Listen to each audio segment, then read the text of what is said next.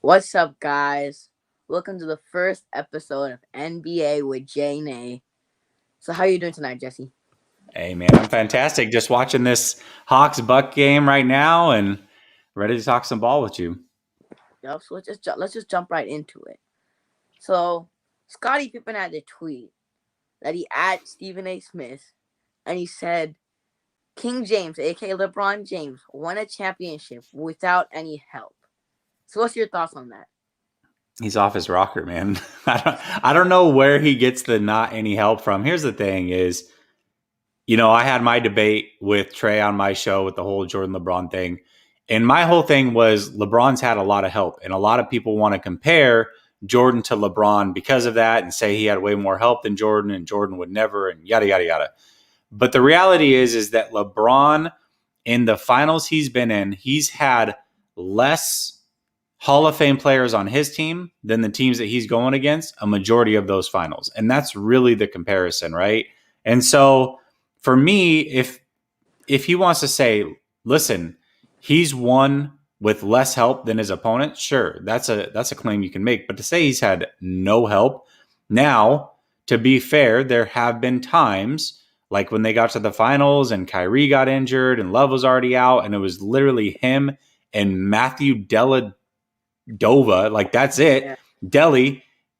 I mean, and he made Delly look like he was amazing. You know what I mean? Mm-hmm. So I don't know. There's it. The thing with LeBron is that he's going to shine no matter what. And you've seen him when he has had no help, that he gets to a finals and he does things like averages 35 points and a triple double. That's what he's going to do. And so maybe that's what he meant. But if he's legit meant he's just had no help, that's the craziest thing I've ever heard in my entire life. Well, based off the tweet, won a championship without any help. And if you remember when they came down 3-1, if Kyrie didn't make that 3-pointer like, over Stephen Curry, I don't think they would have had that ring. So, like, what do you mean by no help? And, like, let's look at the guys that I'm not compared to, like, what guys like Curry had to work with. It's not even close to what LeBron had to work with, right? But LeBron still had help. He still had guys like Chris Bosh, D Wade, Kyrie Irving, Kevin Love, um, Anthony Davis.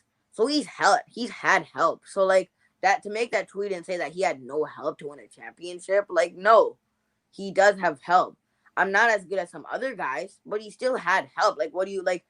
He like if you put like and when I was watching First Take this morning, Stephen A. Smith said if you put KD on the same teams that LeBron has, like if you put KD with Anthony Davis, or you put KD with Kyrie Irving and Kevin Love, would they win championships?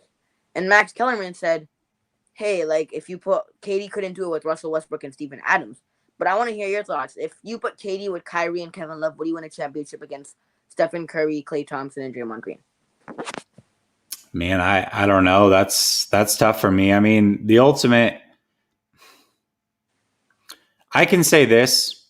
He definitely wouldn't he if you swap those two, just swap those two. I can say without a doubt that I believe that OKC team that lost in 7 games to that started the whole Golden State dynasty, that team when they were up like that, they would not have lost that series if LeBron was the star player on that team. And I really believe that. So they're different players. I would say for the most part, if KD was on the same Cleveland team with all the same things that happened, that they would have had a similar ending. They would have got a ring. The other year they wouldn't have gotten a ring because Kyrie would have gotten injured, and it just is what it is. So yeah, I mean, I would say that Cleveland career would have been very similar with Durant or LeBron, but I think that OKC career would have been different. I really believe that. Well, Max Kellerman said in OKC he couldn't do it with Adams and Russell Westbrook. So, but if with Kyrie and Kevin Love, I see them winning one, but I don't see them winning more than one ring with that starting team. And KD is not that guy where you put him on a roster and he can take you to the finals. He's just not that guy, and nobody's that guy. Like you have to give any player, your star player, you have to at least give him some help. He's not. Nobody Well, really that's could the do it. that's the difference, though, right? Is LeBron Yeah, was that guy. That first run with LeBron was Cleveland that when guy. he made it against San Antonio and they Yep, got swept, LeBron was he that guy. legit was that Yeah, guy. he was that guy. But then people have that counter argument. Oh, LeBron played in the NBA in the Eastern Conference. Nobody was good, and I'm like, bro, like You had Paul Pierce. You had guys like Kevin Garnett. Like, what are you talking about? Like, LeBron James still got there and he did it by himself. So LeBron James has done it by himself, but at this point in his career, he's old, so I don't expect him to do it by himself. But he has done it by himself. While KD, I don't think KD can do it by himself, and he's never shown that he could do it by himself. And Exactly. don't. And the only teams that he did do that well, which was with the Warriors, and he won all those rings. And even with the teams like the Nets, I get the Nets had Kyrie was injured, but he still Harden. Harden didn't play that good, but he couldn't do it by himself to beat the Bucks when he needed him to make that shot in OT. LeBron James does that. LeBron James makes those shots. So Yeah, that's just it, right? Like, and yeah, I don't even want to kill Kyrie for not winning that series because I don't believe that he should have won that series with all the guys. I mean, if Dinwiddie plays, if Harden's healthy, if Kyrie's healthy, if any one of those guys is healthy, we're probably talking about them in the Eastern Conference Finals, right? He lost everybody at the exact same time, but I don't feel sorry for him. And that's LeBron had that happen to him in a finals. So it is what it is. You know what I mean? Like these things happen in the NBA. And kind of to your point, if we put KD on that Cleveland team and tell him to beat that Pistons team by himself that he had to beat to get to those finals, not a chance in hell that happens. It's not even not close at all. yep. So moving on to the next topic, before we jump into the playoffs and stuff like that, I just want to get your reaction on Jason Kidd becoming the new head coach of the Dallas Mavericks. What's your thoughts on that? I think it's a perfect fit. I mean, I know that Damian Lillard wanted him to come to Portland, right? But this fit makes sense. It does. A big chunk of his career was done in Dallas, Mm-hmm. obviously with the New Jersey Nets as well, but Dallas is kind of a home to him. This is his second time around. He got to learn and he gets to move on. And I just think this is a perfect fit for him. And he's a guy that young players are going to respect. And I just think it's a great fit. I love the hire. And I'm actually shocked it didn't happen sooner, to be real. Yeah, I like the fit also. He's played in Dallas. He also played with the Nets, but he's played in Dallas, and I feel like it'll help Luka a lot having Jason Kidd there. A lot. Yes. It'll help Luka Doncic, and like Jason Kidd got fired because he couldn't get it done in the playoffs. But pretty much when Jason Kidd was the head coach, the Bucks were the first seed pretty much most of every year. If I remember correctly, most of the years that Jason Kidd was the head coach of the Bucks, they were first seed. So the only reason they fired him was because he couldn't get it done in the playoffs. But Jason Kidd is a good coach, and the players will respect him because he's done it in Dallas, and he's a really, really good NBA player. Also, not even just a coach, but he's a really good NBA player. So Yeah, I respect him, and it's just a good fit. absolutely. I agree with that. Do you agree with this, though, Pinor said? Coach, player, what? I guess what's the argument? I mean, as a player, yeah, slightly. So Mike Bibby and Steve Nash are my two favorite non-Blazer players of all time. So, I mean, I hate that even having to say that he's better, but he was better than Steve Nash. He was better than Steve Nash as a player. If you're talking about coaches, you have to understand that coach-wise, the Steve Nash had KD, Kyrie, and Harden to work with his first coach. Now, like Stephen A. Smith, like on First Take, he always has that. Like, oh, if you put look at how I don't remember the coach of the Houston Rockets. If you remember his name, Steven Silas or whatever, right? Steven Silas, right? He's on the Rockets, man. Like, if you put him on the Nets, he would do also really good stuff. So, like, as a coach, Jason Kidd, I would say, is better because Steve Nash has a great roster and he couldn't make it to the finals. And I get that injuries, but what Steve Nash has to work with and what Jason Kidd had to work with the Bucks, he made the first seed every year, and he only had Giannis Antetokounmpo and Chris Middleton. He didn't have Drew Holiday and those guys and Brook Lopez. While Steve Nash in his first year has Kyrie, Harden, and KD, and now he has Blake Griffin. So yeah, easily it's Jason Kidd. Yeah, I mean, I don't know. I think it's too early to say as a coach, just because neither of them have really done anything, and we're 1 year into Nash. Jason Kidd was a head coach for how many years? Like 3. So it's still early. We're going to find out, though. We're definitely going to find out. Yep. So let's move on to another coaching hire that happened this week. Former Dallas Mavericks coach Rick Carlisle went to the Indiana Pacers. So what's your thoughts on that? That's a perfect fit too. I mean, Yep. his demeanor and coaching style reminds me a lot of Larry Bird, who also coached there, right? Yep. So back in the early 2000s, it was the Pacers versus the Pistons, and that was kind of the back and forth. I feel like he fits that temperament and that city very, very well. Rick Carlisle is a very good coach, an extremely good coach, but there was a generational gap, and him and Luka just couldn't get on the same page, and it is what it is. There's no disrespect in that. Rick Carlisle can still coach in this league, and I think him going to the Pacers, landing on his feet, goes to show you exactly how the league respects him and thinks of him, and I think it's a fantastic fit. I also think it's a fantastic fit, but I feel like if he stayed in Dallas, he would have more success than rather moving on to the Pacers. Because Luka Doncic is just a beast, and I get Oh, for sure. I get that they had that generational gap and they didn't agree on some things, but Luka Doncic, man, Luka Doncic is a game changer. Like, I'm gonna say it on June 25th, 2021. He has GOAT potential. I don't, you can disagree with that, but he definitely has GOAT potential in my opinion. He balls out to do it all by himself, take your team to playoffs. And Kristaps Porzingis is injured most of the year, and he's not even helping Luka Doncic that much. So if we're able to do all those things that Luka Doncic does, Luka Doncic is one of the best players.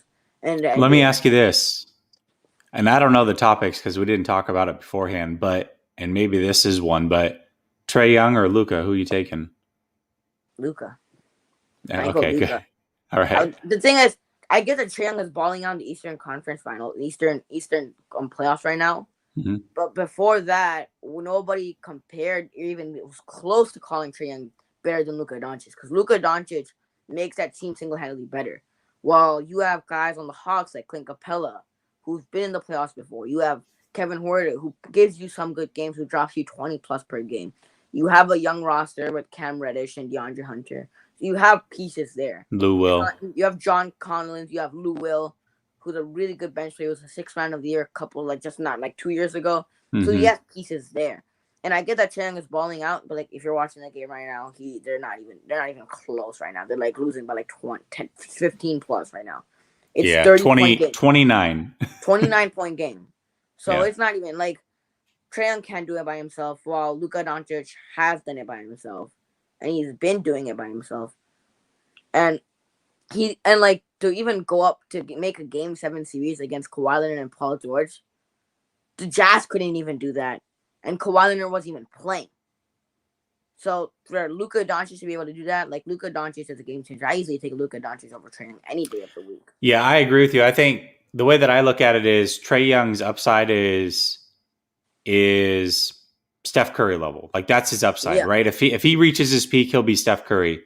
But if Luka reaches his peak, he'll be a better version of Larry Bird, which Larry Bird to me is a top 5, top 7 NBA player of all time. And Steph Curry's top 25 probably, right? This comment, that's disrespectful, bro. How dare you say that? Like, let's look at the Jazz team, who without Kawhi Leonard the last 3 games, let Terrence Mann look like MJ. They made Terrence Mann look like Michael freaking Jordan. Yeah. Okay, so like Luka Doncic made them go to a Game 7 series with Kawhi and Paul George. Yep.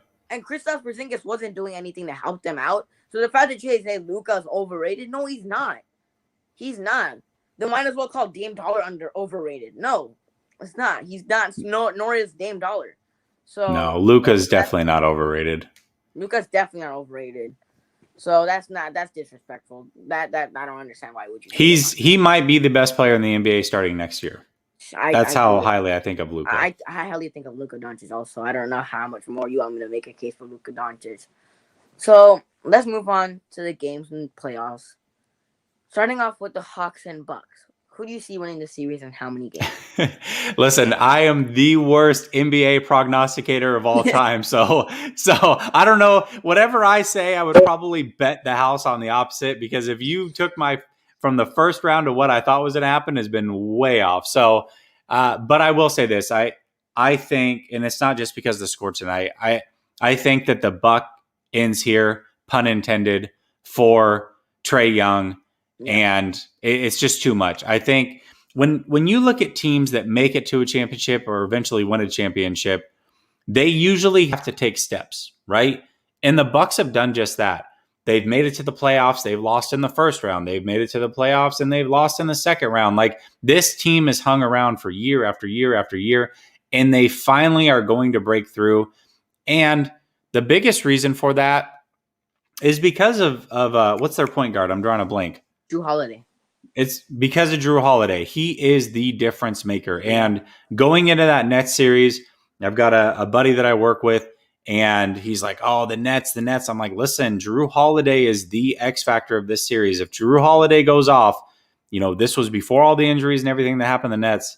I'm telling you, the Bucks are going to win this series. And, hindsight's 2020. Who knows what was going to happen? But Jrue Holiday is that X factor because he brings that dog to this team that they've been missing. He brings a clutch gene to this team that they've been missing. And you've seen it rub off on Middleton, right? Yep. Look at this man. Middleton down the stretch is guarding KD every single play, making great defensive stops, and then coming down and hitting big shot after big shot after big shot. They're primed to go to the finals. So I'm going to take the Bucks in this series. I want the Hawks to win.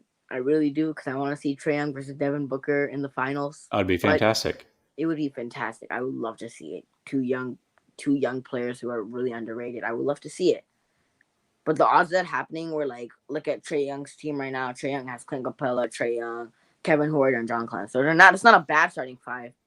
But Trae Young, the only way to Trae Young to win the series is he has to drop 48 plus point games like he did in game one.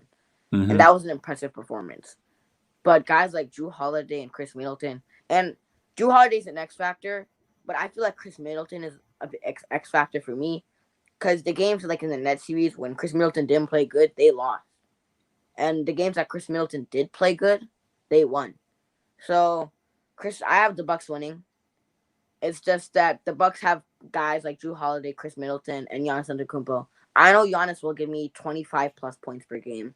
And if Chris Middleton and Jrue Holiday play like they played in game one, they're going to win the series. And I feel like they are going to win the series because Trae Young is only one guy. Like, look at what happened with Dame Dollar in the Portland Trailblazers. You can't expect one guy to beat the Nuggets. You can't expect Trae Young to be able to beat the Bucks. It's not going to work out that way. Unless the Hawks players step up. But I don't see them dropping 20 points per game. I don't see John Collins dropping 20 points per game. I don't see that happening. Where I can see Jrue Holiday and Giannis Antetokounmpo and Chris Middleton dropping 20 plus points per game. Yep. So the Bucks are going to win the series. But I have another question for you about this series. Who is more important for the team, Trae Young or Giannis Antetokounmpo? Oh, Trae Young. It's not close. Trae Young. Yeah, absolutely. Absolutely. I mean, Antetokounmpo's the better overall player, but most important to their team. I mean, you just said it. Trae Young is everything. He's the heartbeat of that Hawks team. And if he's not there, that's it. The body dies, right? So if Giannis isn't there, they'll probably lose the series, but they could make it competitive. If Trae Young's out, that series is not close whatsoever. So yeah, Trae Young for sure. It's hands down Trae Young. You take Trae Young out of the Hawks team, and their starting lineup consists of Clint Capella, Kevin Huerter, John Collins, and those Lou guys. Lou Will, and those guys give you maybe like 10 to 12, 15 points per game. Yeah. That's not without Trae. Yeah, they score 85, 90 a game. Yeah, that's it right there. Yeah, exactly. They score 85, 90 a game. Where if you take Giannis out of the lineup, I can still see the Bucks scoring 100 points because you have guys like Chris Middleton, you have guys like Jrue Holiday, you have guys like Brook Lopez. Yeah. So you still have a good starting lineup. Without Giannis is an amazing player, but without Trae Young on the Hawks team, that Hawks team is not. Well, it's not going to make the playoffs. It's not even going to be making the playoffs. So It's easily Trae Young. So and even if Trae Young drops 48 plus points per game, you have a way better chance of winning the series. Where Absolutely. if Giannis doesn't play, I'm confident in guys like Jrue Holiday and Chris Middleton stepping up. Well, if I'm not confident in any of the Hawks players stepping up and giving you 35, 40 points per game, I'm not. So yes, easily Trae Young. So let's move on to the Western Conference. So before I ask you my game predictions and who do you think is going to win, who is more important for their team to win the series? Kawhi Leonard or Chris Paul? Kawhi Leonard. And Kawhi's not going to play. I mean, we've seen this from Kawhi, and I don't know. He could have a partial tear in his ACL. I don't know what's going on, but Kawhi's definitely the more important player. I mean, he's a two-way player. We saw what happened when Chris Paul went out. The point guard that came in completely took it over, right? And blasted it. So, yeah, I mean, Kawhi Leonard is definitely the more important player to their team right now. I'll say this right now. Chris Paul, however, up to this point was the more important player, and here's why. Yep. That Suns team got a swagger and a leadership that they have never, ever seen. And Chris Paul just being around that team lifts their spirit. So if he's injured and he's around the team, they can still win because that leadership is there and he's helping out. If Kawhi's not there, we just saw it. He's up in the rafters, right? So he's either on the court helping the team win or nothing. And so I feel like Kawhi on the court is more important than Chris Paul is on the court, but Chris Paul can still make an impact if he's not on the court. And that's the reason why. Up to this point, I agree with you. I was Chris Paul. I was like, where were the Suns without Chris Paul? They had DeAndre Ayton last year. They had Devin Booker. But where were they without Chris Paul? They didn't make it to all the way to Western Conference Finals. If I told you in the beginning of the season, I was like, the Suns are making the Western Conference Finals with Chris Paul, you would call me crazy. And they are. Yeah. They made it to the Western Conference Finals, and that was because of Chris Paul. But, like, right now, as of right now, Cameron Payne, their starting point guard right now, has dropped 29 points the last game. So 29 points, 12 for 20 for shooting, 9 assists and 1 rebound. He's stepping up. Devin Booker dropped 40. Not in game 3, but in game 2, he dropped 40. So those guys are stepping up for their team. It's hands down Kawhi Leonard. Terrence Mann he played one good game, and he's not doing anything right now. Yeah. He if you put him on the bench, yeah, he'll give you 12 points. But if you start him last game when you started him 35 minutes, he put up like 12 points. Like, if you make him as a backup, yeah, he'll do better, a bench player. For sure. If you start him 35 minutes, he's not giving you the productivity as a starter. He's not. And Paul George didn't play bad last game, but I agree with Pinor. Paul George is garbage. I'm tired of people defending him. I agree with that. What was the stat that came out today? He's the first player to something, however many straight games with 25 plus points. I'm not buying it. Playoff P is not a good player. Playoff pandemic PG. I don't care about Paul George really that much. Paul George did play good in that Utah series when Kawhi Leonard was out. He did play good, but you just have to step up more. You're not in the playoffs. Paul George is nothing special. I don't know what happened. Like, I thought he was gonna make that big leap because I remember in like 2018 when he was on the Thunder. His last year on the Thunder, he was top 3 in MVP voting. Like, what happened when he went to the Clippers? Like, you were top 3 in MVP voting. You were in the same vote as guys like MVP Giannis, guys like MVP Harden, who were dropping you 35 points a night, and you were in that conversation. And then what happened when you went to the Clippers? I don't understand. And it's not that he doesn't play good. He plays pretty good in the regular season, but in the playoffs, when it matters the most, you don't step up for the Clippers. You just don't. And I was on Benjamin Kapperman's show. Shout out to Benjamin Kapperman. Please go subscribe to him. Get him to 100 subscribers. But I was on Benjamin Kapperman's show after the Nets versus the Bucks game. And I said the only way the Suns win this series is if Devin Booker drops 40. And they won those 2 games because Devin Booker played outstanding. Mm-hmm. And the only reason I said that the Clippers have a better chance of winning, and I have the Clippers winning, is because Terrence Mann, Reggie Jackson, and Paul George. I said I am confident that those 3 guys, at least 2 or at least 1 or 2 of those guys will step up. Well, the only way I see the Suns winning is if Devin Booker drops 40 points. And Devin Booker is dropping 40 points, and Terrence Mann and Reggie Jackson are doing nothing. Nothing, yeah. Exactly. Yep. Right? So basically, I said it like, if Devin Booker drops 40, yeah, the Suns win. But Terrence Mann and Reggie Jackson aren't doing anything for the playoff series, and Paul George isn't going to single-handedly win you games in the playoffs. He's just not. Pandemic PG is nothing special. Not MVP, nothing. Here's the thing about these wing players that aren't LeBron and aren't Kevin Durant, right? You've got Giannis, you've got PG, you've got Kawhi, and all three of them, in my opinion, are Batman skill sets with Robin mentalities. And you look at players like that, and I look at a player like Lillard and say, my gosh, if one of them could somehow make a way to play with Lillard, or if Lillard could somehow make a way to play with one of them, that's a perfect pairing, because Lillard is a Batman mentality guy and a Batman player. So the moment you put him on a team, he is the ultimate leader of that team. And then one of those other three guys that I mentioned, if they're with him, they can take a back step. They don't have to be that guy. They can relax and just play. And so that's what is missing with the Clippers. And even if Kawhi's on the floor, that's why they struggle, even though they're the more talented teams, because they have two Batman players with Robin mentalities. It's the way that it is. And so long term, that's not going to work. You need a Batman mentality somewhere. And that's what Chris Paul brings to the Suns. And that's why, to this point, he's been so important to that team. Chris Paul is really important for that Suns team. And the Suns team wasn't anywhere last year without Chris Paul. With Chris Paul, that has a leadership. And I told my cousin, like, if I remember correctly, Chris Paul's a free agent this year. And if the Suns don't re-sign him, don't expect the same success from the Suns that they had this year. Don't expect them to make it even to the. Don't even expect them to make it to the. I feel like they might. I don't even see. They might even get eliminated in the first round. Yep. So don't expect them to be there without Chris Paul. And if the Jazz sign Chris Paul, hey, you better watch out for something, because if Donovan Mitchell and Chris Paul, you had that leadership. And if Rudy Gobert. If Rudy Gobert has a game, like if he develops skills like Jokic and Joel Embiid, where he'll drop points for you, that Jazz team would be scary. If Chris Paul ends up on the Lakers too, and him and LeBron are buddies, that's a scary thing. I get they're both aging, but that could be a scary thing too. That could also be a scary thing, man.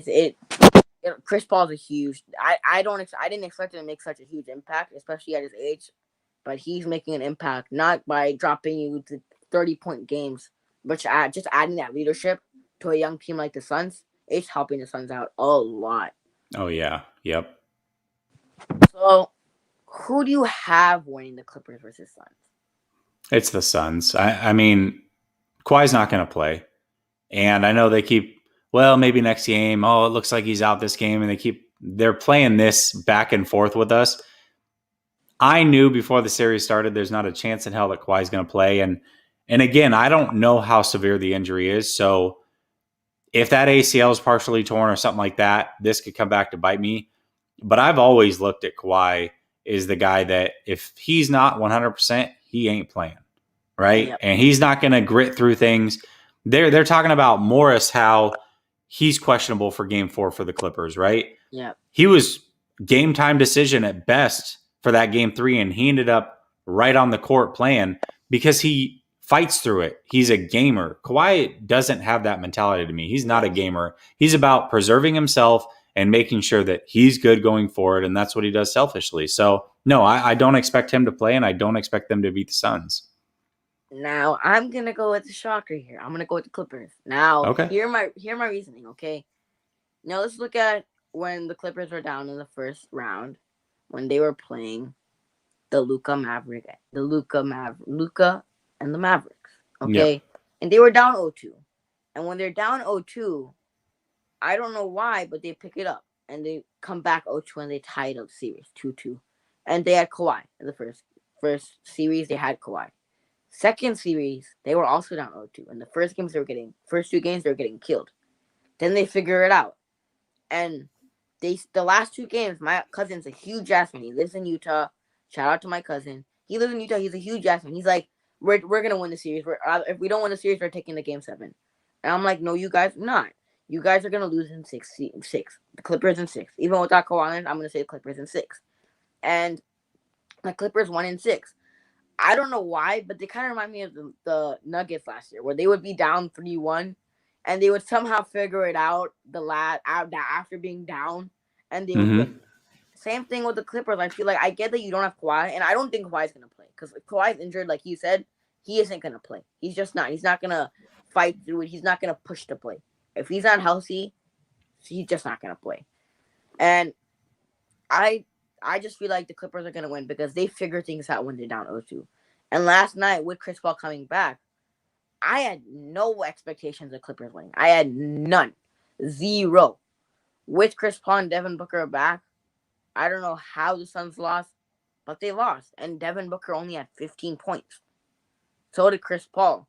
And Paul George had 23. And Reggie Jackson also had 23.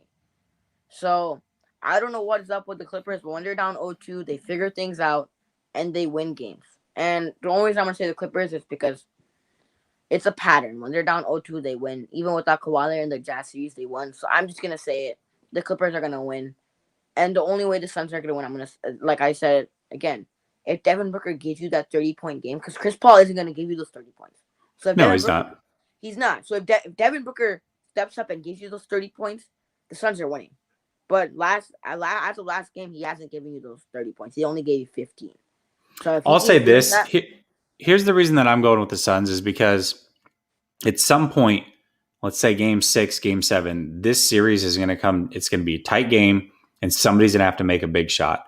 And I do not trust anybody on the Clippers to hit that big shot. And there's 2 guys on the Suns that I absolutely trust to hit that big shot. And so I think that's the difference there is that until you show me something, Clippers, somebody's got to hit that big shot. And I don't know who that player is, but I know who it's going to be for the Suns. In fact, I'll go with option B, and I'll still take option B before I take option A over on the Clippers. So that's where I'm at with it. But it's bold. I think it's super bold of you. If you're right, man, that's a great call by you. It really is. And like I said, I'm terrible at prognosticating this. So, yeah, if I'm saying it's the Suns, it's probably the Clippers. hey man, when the Clippers are down 0-2, I don't know what it is, but they get it done, and it's yeah, it's just that when they're down 0-2, they figure it out. I don't know why, but when they're down 0-2, they figure it out. They figure out what the other team is doing, and they step up when they're down 0-2. I don't know, they get motivated or something, but they always lose the first 2 games, and then after like, okay, we're gonna finally play well or something like that, and they step it up. So I'm gonna go with the Clippers. But before we wrap things up, Pino had a comment. Let me go back and look at it real quick. Let me go back. What's your guys' thoughts on Dwight Howard doing it in 09? Just curious. So what's your thoughts on Dwight Howard doing it in 09? Yeah, I mean, I think he followed it up with what happened to that Dwight Howard. I mean, that was a great run by the Magic back then, and Dwight Howard definitely did. I mean, he carried a team that probably didn't deserve to be there, but for some reason, that team also, I mean, I could be wrong, but I swear that they also finished first in the East that year. It was very different than what Cleveland did. Cleveland came in and they were like third or fourth in the East, and then they ended up beating a heavily favored Pistons team. And then, if I remember correctly, then it was supposed to be LeBron. It was the LeBron show, but really it was that same bad Cleveland team that ran up against a better Orlando team. So as bad as the pieces may have been around Dwight Howard in comparison to what they were around LeBron, 2 Yep. very, very different scenarios. So Yep. yeah, Dwight Howard was very impressive as a young player. I love me some young Dwight Howard, but he relied too much on athleticism, never developed any other part of his game, and that's what happened to him. I mean, once that athleticism went a little bit, game over. That Magic team, they compared, like you said, compared to what LeBron James had, they didn't. Yeah. It was not even close. And the Magic didn't have some. They still had guys like Jameer Nelson. And I know those guys aren't like insanely good, but they still had way better pieces than what LeBron James had to work with. Like if I asked you to name the starting 5 of that LeBron James team, I don't think you could name that starting 5. I don't know if you can, Jesse. I don't know. You might be able to, but if I asked you to name that starting 5 of that LeBron James team when he made it to the finals, I have no clue. I know one guy besides LeBron James, Anderson Varejao. Otherwise, I have no clue about who's on that Cavaliers team whatsoever. Yeah, that would be a tough one. I'd have to really sit down and think about it because I just don't remember. I know a lot of the players that came and left, right? Like I remember Gooden was there for a period, but I don't know if he was on that team. I know Gauskas was there for a period. The roster was Danny Green, LeBron James, Delonte West, who was one of, I know Delonte West, Daniel Gibson, Anthony Parker, Darnell Jackson, Trey Johnson, JJ Hickson, Anderson Varejao, Ben Wallace, who's way out of his prime, way out of his That's not even. prime. Yeah, that's not. Yeah, Listen, that's not even. and Shaq, who is also way out of his prime. I don't How even know old if was he's still Shaq? playing. Like 50? I don't know. I don't even know why Shaq was playing. But Yeah. yeah. So yeah, that's just This is a good question by Pinor over here. He says, I think we lost. Oh no, you're back. Okay. He says, does the finals have less credibility this year than last year because the usual suspects are absent? I don't think so. The usual suspects showed up. They just didn't get to the dance. Like this is to me, this is the most fun I've had watching any of the playoffs in a long time because the usual suspects aren't there. Usually you can pencil guys in, you can pencil teams in, and it's the same old same. It's been different the last 2 years, and I enjoy it. I really do enjoy it because I enjoy it. I also enjoy it. This is one of my. I don't think they lose credentials because it's different teams. Nobody wants to see the Lakers and the Nets. No, I get it would be fun, right? But nobody wants to see those same teams that's been there before do it again. It's just not fun. Like I remember when the Warriors were there like 4 straight years in a row, and the Cavaliers. I remember watching this Bleacher Report episode where they're like, it's like 2023, and then LeBron James has clones of himself against Riley Curry and Stephen Curry. I gotta send that to you, Jesse. But it was so funny, right? Because you would see like the Cavaliers against the Warriors 4 years in a row, and he's like, it happened again, and no one's happy about it. But it's just fun seeing teams that's never won a championship before, like the Clippers, like the Hawks, like the Suns. None of those teams have won a championship before. Yeah. So one of those teams will get a ring, and it's just more fun to see because you want to see. And these games are also really tough, and they're really close. It's all about who steps up, and it's just fun to watch. So I'm gonna have more fun. I have more fun watching this playoffs than watching last year's playoffs and the years before playoffs. I felt like on paper this was an easy playoffs to predict, right? Yep. But the fact that, and I think most people had very similar predictions. You know, whoever won the finals may have been different, but I think we all thought the Lakers would be at least to this point. We all thought the Nets would be to this point. Who they were playing may have been different, and how they got there may have been different, but we expected that, right? So the fact that that hasn't happened, that to me is awesome to see. Yep, it's fun to see because you don't like to see those. It's fun. It's not bad to watch those same teams, but it's just I have more fun in it. I have more enjoyment watching teams and guys that haven't been there before do it and make it to the finals and see what happens. Yeah. Or rather, we're like watching LeBron James and the Nets being there. Cause I'm like, okay, LeBron James has been there before. We've already seen KD go against LeBron. It's not like we've seen it before, so it's nothing that we haven't seen. It's just they're on different teams, but we've seen it before. So watching we've seen it on two different teams in the past. We've seen it on two different teams, right? So seeing a game like imagine like the Hawks and Suns go, we're gonna be like, okay, we like seeing Trae Young against Devin Booker, Chris Paul, who steps up more, or like the Bucks against the Clippers. We like to see that matchup, and if Kawhi comes back, it's just fun to see new faces. For sure. Yep. So that basically wraps up our show. Thank you for joining me. This was the first episode of NBA with Jane. And the link is in the description. Go subscribe to Last Second Sports. I'm pretty sure all the people who are subscribed to Last Second Sports are all subscribed to me. But if you are subscribed to me and you're not subscribed to Last Second Sports, which is not that likely, please go subscribe to Last Second Sports. And also go follow Jesse Naylor on Twitter. The links are all in the description. And thanks you guys for watching. And I'll see you guys in the next one. Peace.